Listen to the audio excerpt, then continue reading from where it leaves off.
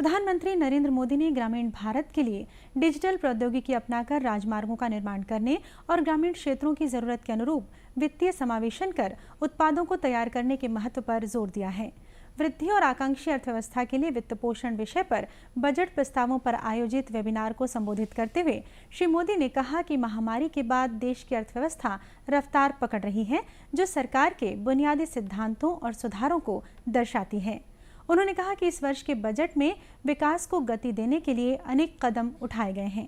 प्रधानमंत्री ने वित्त में डिजिटल प्रौद्योगिकी के व्यापक उपयोग के लिए देश की प्रतिबद्धता का उल्लेख किया और कहा कि 75 जिलों में 75 डिजिटल बैंकिंग इकाइयां और सेंट्रल बैंक डिजिटल करेंसी सरकार के दृष्टिकोण को दर्शाती है।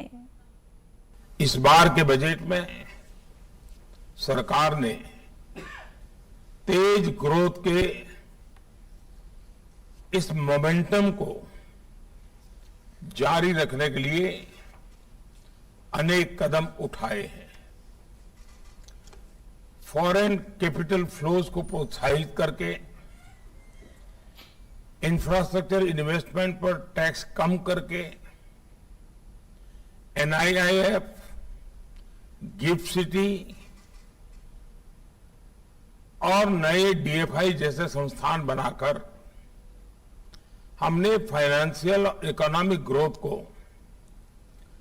तेज गति देने का प्रयास किया है। फाइनेंस में डिजिटल टेक्नोलॉजी के व्यापक उपयोग को लेकर देश की प्रतिबद्धता अब नेक्स्ट लेवल पर पहुंच रही है। 75 जिलों में 75 digital banking, 75 digital banking units हो या फिर सेंट्रल बैंक डिजिटल करेंसी, ये हमारे विजन को रिफ्लेक्ट करते हैं।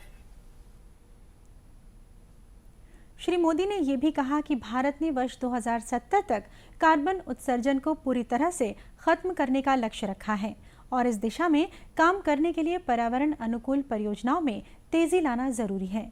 वेबिनार में 16 मंत्रालय, नीति आयोग, क्षमता निर्माण आयोग और राज्य सरकारों के प्रतिनिधि भाग ले रहे हैं।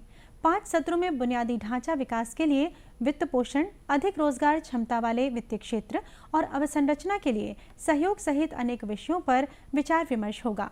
वित्त मंत्रालय का उद्देश्य इन विषयों से संबंधित कार्यों को गति देने के लिए महत्वपूर्ण सुझाव प्राप्त करना है।